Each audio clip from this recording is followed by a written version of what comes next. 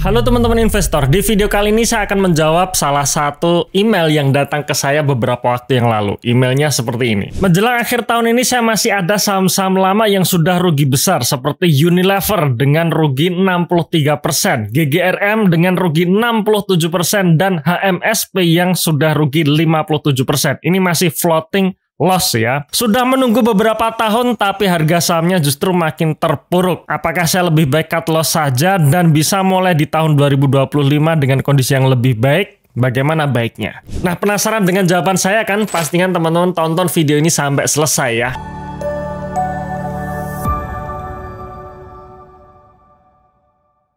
Oke, sebelum saya menjawab pertanyaan tadi, saya ingatkan lagi ya bahwa teman-teman harus download ebook kami karena kami sudah menulis ebook nih yang berisi hal-hal yang menurut saya bisa bermanfaat untuk perjalanan investasi kalian. Pertama, mengenai mindset investasi, ini sangat penting. Bagaimana kalian bisa memiliki mindset investasi yang benar. Yang kedua, ada 3 contoh saham undervalue, bahkan beberapa diantaranya atau salah satu diantaranya itu punya potensi naik 100%. Jadi sekali lagi, silahkan teman-teman download ebooknya. Dan ebook ini bisa di-download secara gratis. Linknya di bawah ini ya. Oke, sebelum saya memberikan tipsnya, apa yang harus dilakukan ketika saya misalkan ya dalam posisi rugi besar seperti itu ya, floating loss sampai 60%. Nah, sebelum saya menjawab itu, saya berikan dulu tipsnya atau filosofinya. Kapan saya harus jual saham? Saya selama ini hanya menjual saham ketika ada 3 alasan. Ya, hanya 3 alasan ini saja. Yaitu yang pertama adalah ketika kinerja perusahaan tidak sesuai yang saya harapkan. Bagaimana maksudnya? Seperti ini. Misalkan saya sudah menganalisa suatu saham di mana saya memprediksi bahwa kinerja di masa depan untuk saham tersebut bagus. Ya, saya pelajari bisnisnya, saya pelajari produknya, bagaimana produknya ini bisa mengangkat kinerja dari perusahaan tersebut dan valuasinya murah, di situ saya beli. Dengan acuan awal bahwa saya meyakini kinerja ke depan akan naik. Tapi ada kalanya ketika skenario tersebut tidak berjalan dengan lancar, alias misalkan di tengah jalan ada force majeure atau manajemennya berulah, atau tiba-tiba ada kondisi ekonomi yang memberatkan bisnis tersebut, membuat akhirnya kinerjanya tidak jadi naik, justru turun. Bahkan penurunannya parah. Bahkan yang tadinya perusahaan secara neraca tiba-tiba punya hutang besar. Nah, disitulah skenario berubah. Perubahan skenario tersebut tidak bisa saya toleransi, maka disitu saya putuskan untuk jual, walaupun cut loss. Nah, jadi ketika kinerja perusahaan tidak sesuai dengan yang saya harapkan, ketika fundamental sudah berubah dari awalnya ya atau dari aslinya, maka saya melakukan cut loss di situ. Nah, itu yang pertama, ketika kinerja perusahaan tidak sesuai dengan harapan. Yang kedua, ketika harga sahamnya sudah overvalue atau sudah mahal, sudah tidak murah lagi. Misalkan saya sudah analisa suatu saham dan saya merumuskan atau menghitung atau menyimpulkan bahwa PBV yang wajar adalah 2 kali misalkan. Dan 2 kali tersebut menunjukkan harga sekitar 2.000. Maka ketika harga sahamnya sudah 2.000-an, bahkan sudah lebih dari 2.000 yang menunjukkan price atau harganya saat itu sudah menunjukkan overvalue, maka di situ pun saya juga akan jual. Di situ saya melakukan take profit. Ada kalanya ketika growth dari kinerja perusahaan makin bagus, maka harga wajarnya juga bisa di-adjust makin tinggi. Tapi ketika kinerja perusahaan sudah mulai melambat, sudah stagnan, sedangkan harga sahamnya terus-terusan naik yang membuat harga wajarnya menjadi overvalue, ya di situ saya take profit. Nah, itu yang kedua. Kemudian yang ketiga, kapan saya jual saham? Ketika saya menemukan peluang yang lebih bagus dari saham yang saya miliki. Misalkan saya sudah analisa saham A, di mana saham A ini punya potensi naik katakanlah 50% dari harga sekarang. Oke, saya beli. Kemudian di tengah perjalanan saya menemukan ada potensi yang lebih baik lagi, di mana ini masih ada potensi harga sahamnya naik 100%. Maka di situ saya akan jual saham A dan saya beralih ke saham B. Nah, penjualan di sana saya tidak memperhitungkan atau menghiraukan apakah dalam kondisi cut loss atau take profit. Jadi ketika saya menemukan peluang yang lebih bagus, saya langsung switching saja. Nah, jadi itu 3 alasan utama kenapa saya harus menjual saham.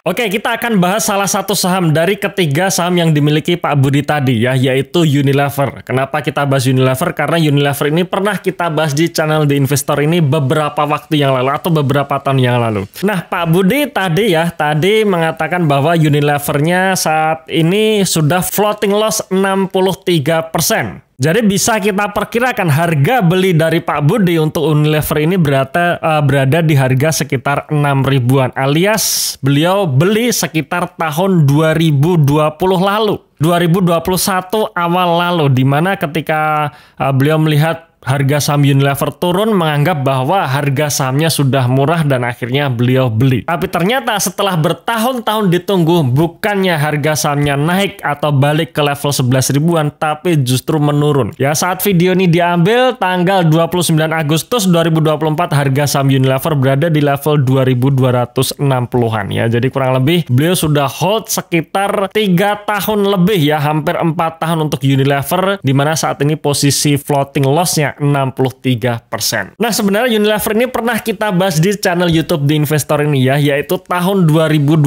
lalu, di mana saya mengatakan Unilever hopeless. Ya, kenapa hopeless? Ya, karena memang kinerjanya waktu itu sudah mentok. Waktu saya membahas video ini, banyak sekali pertanyaan ya, atau banyak sekali mereka juga protes ya. Harganya sudah murah, saatnya serok. Wah, jangan-jangan ini memang sengaja supaya harga tuh makin turun, diserok untuk dapat harga murah, seperti itu ya. Seperti kayak pom-pom gitu, cuman ini kebalikannya ya. Nah, jujur yang saya analisa di video channel di Investor ini semua memang berdasarkan data, berdasarkan kinerja perusahaan. Nah, sekarang kita coba ya, kita lihat sejak tahun 2020 lalu bagaimana kinerjanya sampai saat ini. Nah, ini adalah kinerja dari UNVR, di mana sejak tahun 2020 secara omset pun itu juga menunjukkan penurunan ya, dari 42,9 triliun tahun 2020 turun ke 39,5 triliun, sempat naik 41 triliun di tahun 2022, dan tahun 2023-nya turun